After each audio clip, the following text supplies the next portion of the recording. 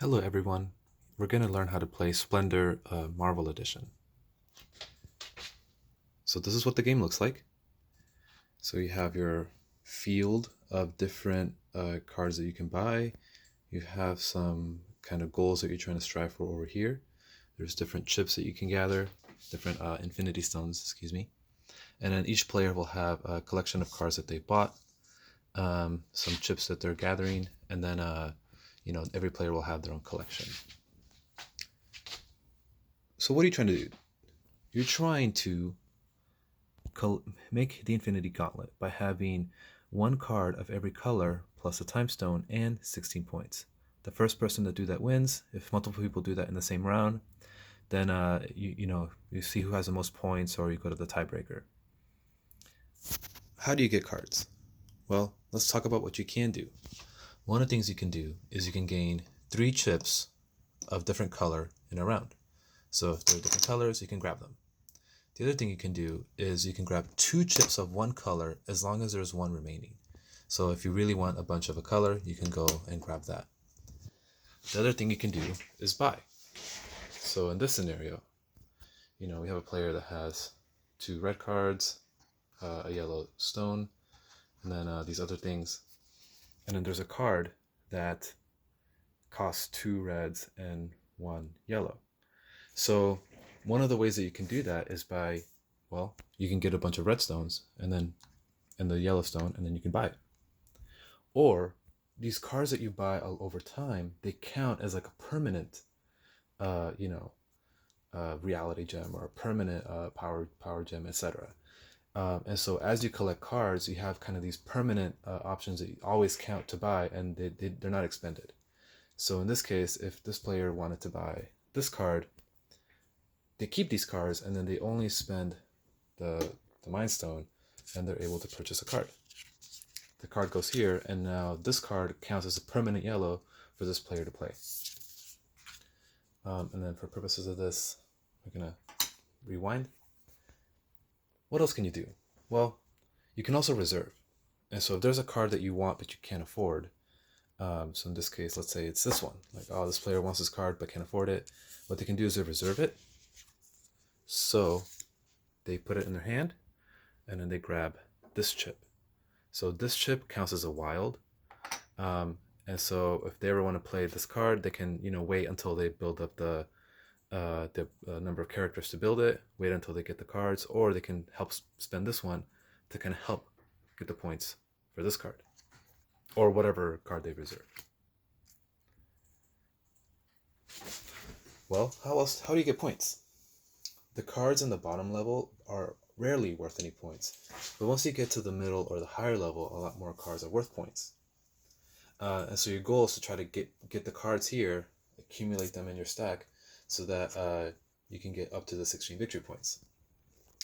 Well, what are these for? Well, some of the cards will have an Avengers token. So you notice that Captain America has 2, Maria Hill has 1, and then some of the other cards will have 1 as well. The first player that gets 3 of these will be able to win the Avengers headquarters location. And now that player will have 3 points. But this is a tenuous objective. So if somebody else, another player, were to get, more than the first player gets, then they could take the Avengers headquarters. And this also serves as a tiebreaker at the end of the game if people have the same number of points. But at the end of the day, it is a way to still get 3 points. And then you also have these location cards. And then as you set up the game, be mindful that these, randomize, and the different sides will have different requirements. The way that these work is that, they want you to have this number of cards. So they want you to have, 3 yellows, 3 oranges, 3 reds, whatever, or 4 blues, etc., etc. And so once you get that number of locations, then you'll be able to get that location and then keep it. And unlike the Avengers token, this is permanent and no one can take. So locations are a way to get points, the Avengers is a way to get points, and the cards are a way to get points. Okay, well, what about this time stone? Before you assemble the Infinity Gauntlet, you need all 5 colors and a time stone, but you'll notice that there aren't any greens, and there's no greens over here. the time stones are all in the top layer. So in order to beat the game, you do have to spend your resources to get at least one of the cards up here, so that you'll be able to, have all 6 colors so you can assemble the Infinity Gauntlet. That's basically a basic introduction to how to play. You get the cards, you spend the tokens. When you do that, you reveal another card, so forth. Let's talk about strategy. Well, one of the strategies is that you basically always want to buy cards. So if you have your cards here, your permanent locations, and they can buy something, you probably want to do that. Another thing to keep in mind is your ability to reserve. So here, let's look at this player. So this player has 2 purples and 2 yellows. And then there's a card here that costs 2 purples and 2 yellows. If it's this player's turn, they might think, ooh, this player's about to get that card. I want that card. I'm going to reserve it, right? I'm going to reserve it and get the chip.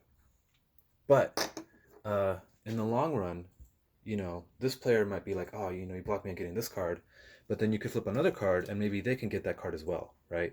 So there's a little bit of luck there.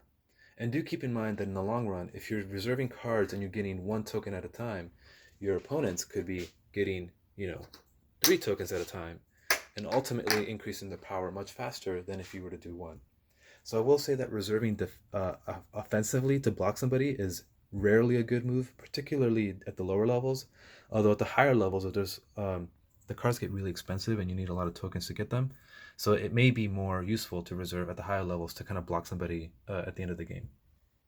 And then, of course, as I kind of hinted, it's usually better to get 3 of a kind than to get 2, right? So if you're like, I really want purple, usually it's better to just spend 2 turns to get your purple and other stuff, because you get more chips overall than to get, just 2. And then usually that will be better than just doing 1. So that's about it. That's how you play Splendor Marvel Edition. Compared to the base game, there's not a lot of differences, but we'll talk about that in the review. Thanks.